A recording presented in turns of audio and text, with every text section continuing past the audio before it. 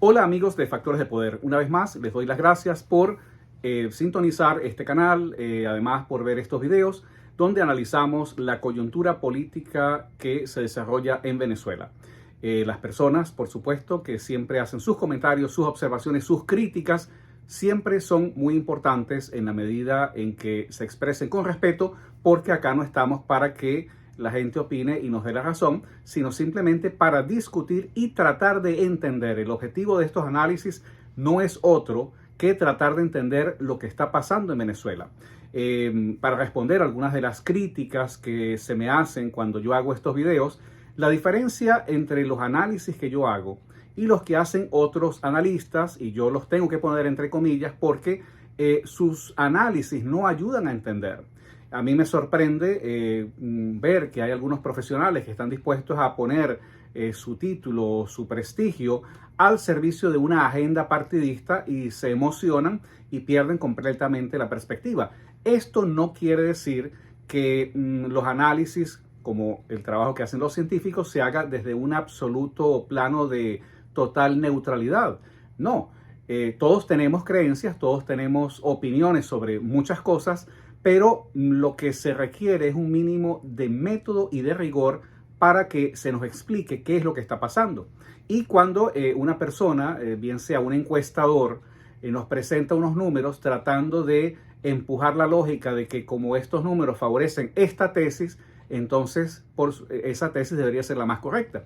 Yo siempre les respondo con un ejemplo que es un poco grotesco, pero que es un ejemplo que ilustra. Por el hecho de que una mayoría vaya a la calle y democráticamente decida derogar la ley de la gravedad, bueno, la ley de la gravedad seguirá funcionando, a pesar de que la mayoría democráticamente lo haya decidido.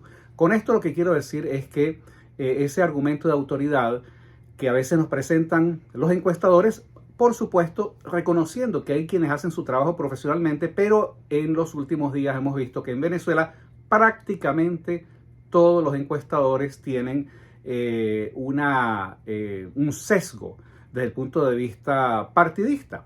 Entonces esto contamina los análisis que ellos nos presentan. La garantía que ustedes tienen conmigo es muy sencilla. Muy probablemente, no siempre, pero muy probablemente yo siempre les voy a decir cosas que los hacen incomodar, cosas que no son el enfoque que tradicionalmente se usa en el análisis político, pero que son producto de mi convicción y producto del examen y la constatación que yo hago.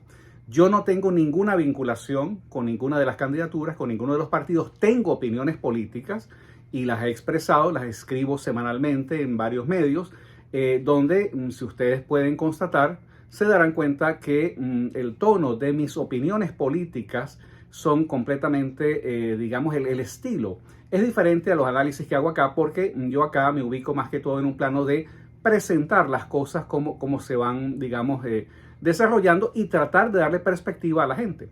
Por ejemplo, y esto pues también a título de aclaratoria, cuando yo he planteado todas las dificultades que hay con la vía electoral y he explicado por qué, por ejemplo, yo creo que no se debe votar, esto no debe traducirse en que yo estoy invitando a quienes están viendo estos programas a que no voten.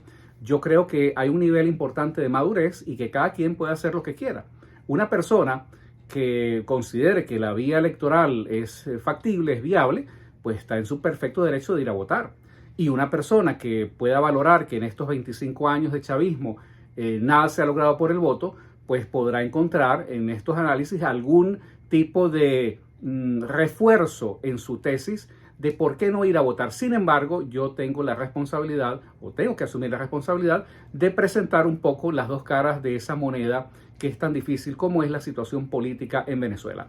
Hecha esta aclaratoria, quiero presentarles el tema de esta semana, y es explorar justamente esa contradicción dialéctica que hay entre lo político y lo electoral. Muchos de estos llamados analistas, entre comillas, que son más que todo, actúan más que todo como epígonos, como apologistas de la oposición, han insistido en que la salida tiene que ser política. Cuando ellos hablan de la salida política, en realidad lo que quieren decir es la vía electoral, la vía de las elecciones. Ahora, hay un hecho que no se puede desconocer. Y es que desde el año 1999 tenemos una constitución en Venezuela que le da un piso legal a todas estas arbitrariedades que ya ustedes perfectamente conocen.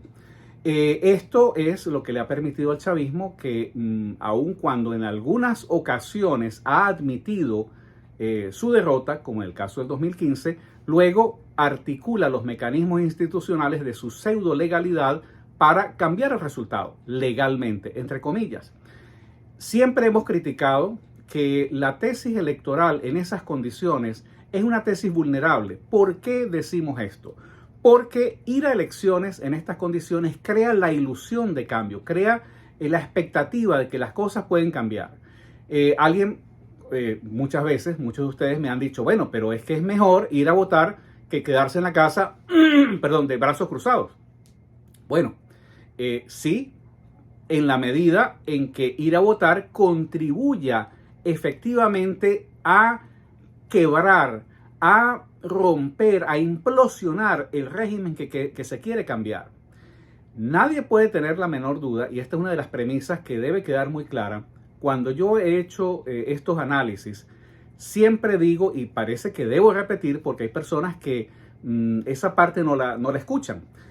Si en Venezuela tuviésemos la posibilidad de unas elecciones más o menos serias, con un Consejo Nacional Electoral equilibrado, más o menos equilibrado, imparcial, vamos a decir, con garantías, con condiciones, donde los venezolanos que han emigrado puedan votar, que son prácticamente 6 millones, donde los nuevos votantes, que son aproximadamente 4 millones, se puedan inscribir, donde el proceso de selección de los miembros de mesas sea transparente, donde se pueda combinar el sistema electoral entre unas mesas hacen el voto electrónico y otras mesas hacen el voto manual, pero donde se pueda auditar el 100% de las mesas y no una selección, entre comillas, al azar que hace el órgano electoral chavista, y otras condiciones más que se podrían agregar. ¿Quién podría tener la menor duda de que el chavismo saldría rotundamente derrotado? Hay gente que dice que el chavismo todavía tiene una base social. Estos mismos analistas, para validar su argumento de la tesis electoral, entonces tratan de normalizar. No, es que el chavismo todavía puede tener 2 millones de votos. ¿Ustedes podrían creer que en Venezuela se pueden conseguir 2 millones de masoquistas? 2 millones de personas que están padeciendo el hambre, la miseria, el destrozo. No hay comida, no hay gasolina, no hay medicinas. Y por alguna razón, nuevamente, entre comillas, ideológica supuestamente, estos 2 millones de chavistas están dispuestos a ir a votar por Nicolás Maduro. No, no es así. ¿Por qué? Porque en realidad el chavismo lo que ha hecho es pervertir el proceso electoral, todo lo que es el sistema electoral. Si vamos a unas elecciones en las condiciones que he descrito anteriormente, nadie podría tener la menor duda de una derrota dramática y aplastante de Nicolás Maduro o de quien quiera que fuese el candidato del régimen chavista, y la más absoluta y aplastante y demoledora victoria electoral de cualquiera que fuese el candidato de la oposición, María Corina Machado, Edmundo González, cualquiera de ellos, y quizás en condiciones, de mayor equidad, hasta otros nombres se podrían agregar a esa lista. ¿Quién puede dudar de eso? Yo no lo dudaría. Sin embargo, el problema que tenemos en Venezuela, como muchas veces lo hemos explicado, es completamente diferente. El problema es parte de tener un régimen político que se permite tomar decisiones arbitrarias como inhabilitar, como suspender partidos, inhabilitar tarjetas, decidir si se hacen las elecciones, si no se hacen, si se suspenden. Bueno, lo único que creo yo que perdón, discúlpenme, lo único que yo creo que las encuestas estas que yo cuestiono porque no ayudan a entender el problema y lo que nos quieren es presentar un jardín de rosas, El único dato que yo encuentro consistente en todas las encuestas y que creo que en esa parte no mienten es cuando la gente expresa, una gran cantidad de venezolanos expresan incertidumbre, desconfianza frente al proceso electoral, independientemente de que esta persona haya decidido que va a votar o que no va a votar. Porque en estas condiciones lo único que se puede garantizar es esa incertidumbre. No se sabe lo que va a pasar porque todo está en manos del régimen. Lo que nos plantea la oposición con la vía electoral, en realidad la manera como nosotros lo interpretamos es que la oposición sigue prácticamente a la saga de la agenda y de la pauta y del ritmo que le va marcando el régimen chavista. Aquí es donde algunas personas se pueden llevar las manos a la cabeza y decir, bueno, pero entonces no, usted nos sigue desanimando. Bueno, es que yo no estoy aquí para animar o desanimar a nadie, sino para tratar de entender por qué estas cosas están pasando. Y uno de los problemas que hay es que el régimen chavista ha logrado en esta primera fase, en mi opinión, lo que es ganar terreno. Podríamos inclusive admitir que es una victoria política, no electoral. ¿Por qué?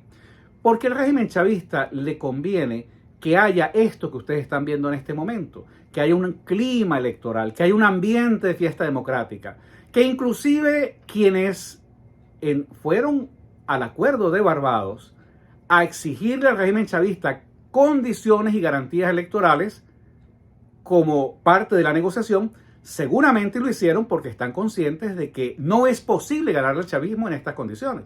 Pero ya hoy, embalados en ese tobogán de la vía electoral, de eso no se habla. Y la campaña y las movilizaciones de María Corina y toda la campaña del Mundo González lo que viene a lograr es validar de que es posible ganarle al chavismo, inclusive si el chavismo hace trampa. Y esto se reduce a vamos a decir, a un mantra, algo así como voto mata fraude. Queriendo decir que, bueno, si la gente sale a votar masivamente, no importa que hagan fraude, desconociendo que el fraude que perpetra el chavismo es, por ponerle una palabra que puede sonar un poco, digamos, extraña, pero es polietápico, diferentes etapas.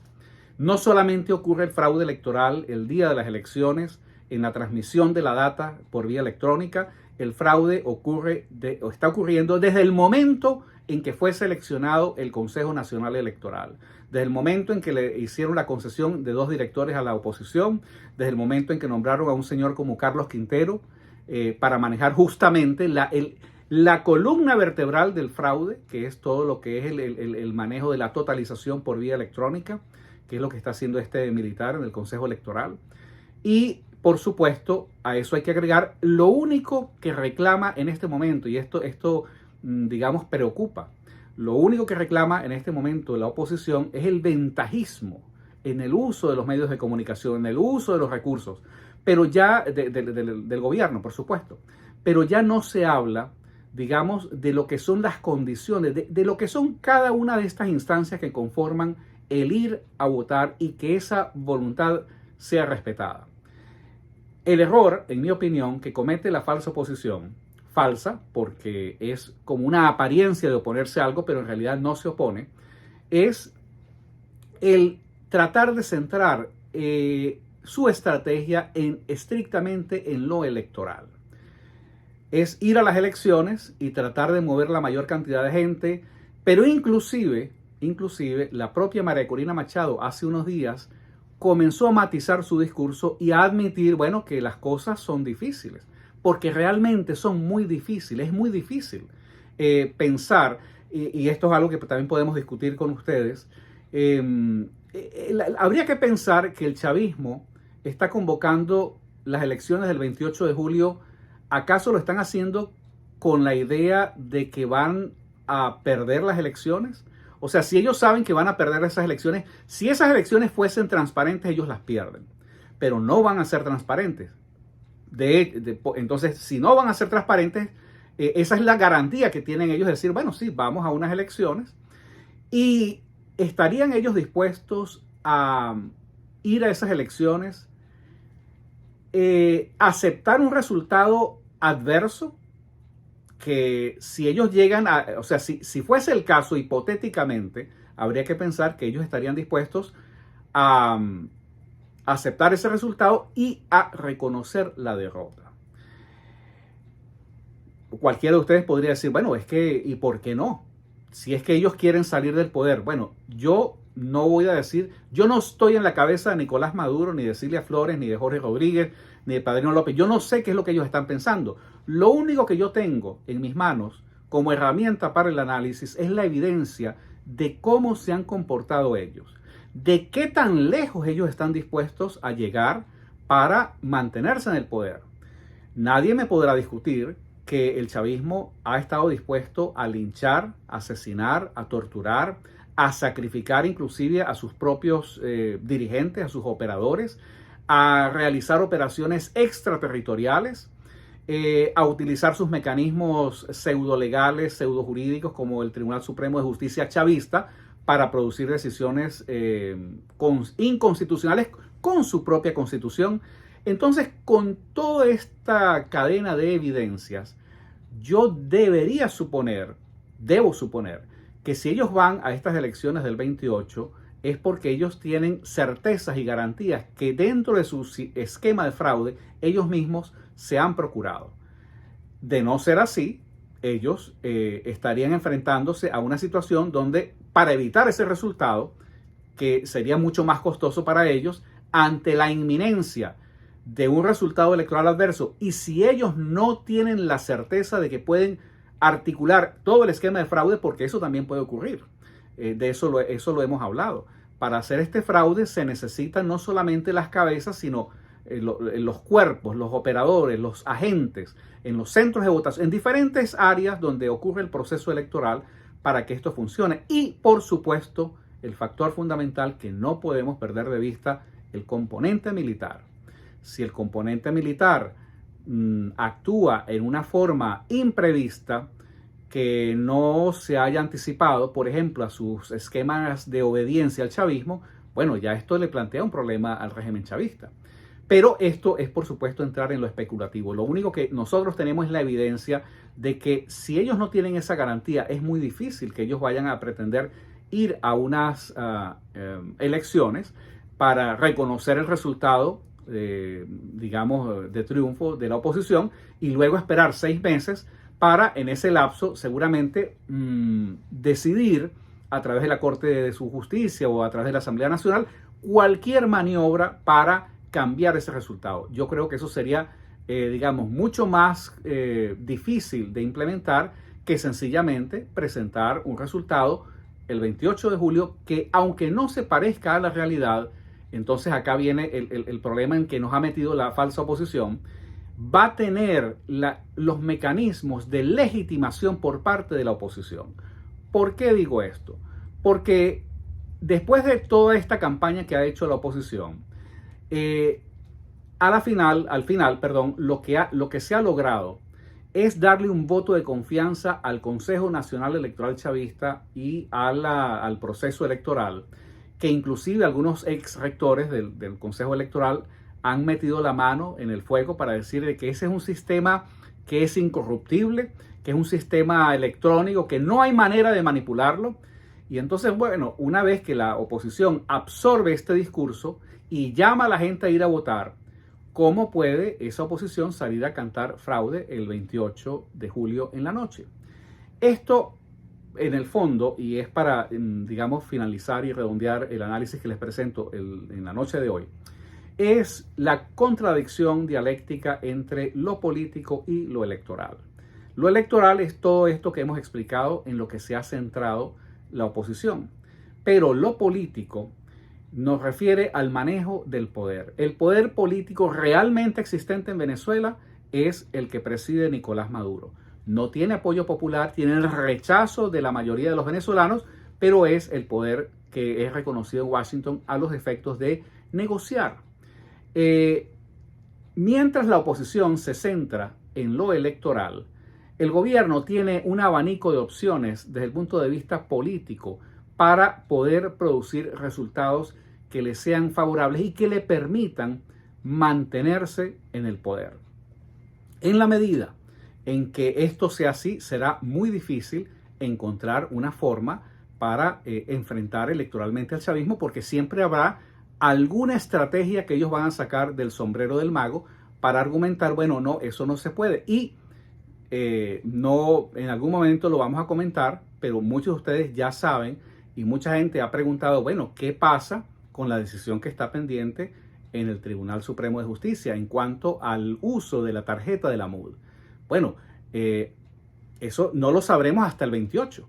¿Qué pasa si el Tribunal Supremo de Justicia el 27 o el 28 en la mañana decide anular esta tarjeta porque la MUD como partido no cumplió con los requisitos hace 5 o 10 años? Bueno, que esos votos se pierden y que la única tarjeta que se le podría contar a los efectos electorales a Edmundo González Urrutia sería la tarjeta de Un Nuevo Tiempo. Seguramente por estas razones hay una candidatura que también se mantiene allí orbitando, que es la de Enrique Márquez, quizás en la esperanza de que si algunas de estas cosas ocurren, bueno, él pueda ser, digamos, el catalizador y quien absorba esos apoyos y se convierta, digamos, en el candidato de esa oposición. De una u otra manera, entrar en el laberinto de la pseudo legalidad chavista es entrar por una vía que no conduce a ninguna parte. Pero no lo digo yo. Estamos prácticamente a mes y medio, a 2 meses, para verificar si la tesis electoral que ha planteado la oposición venezolana es una tesis viable para sacar al chavismo del poder o si a partir del 28 habrá que plantearse otras formas para poder producir el cambio político que necesita Venezuela.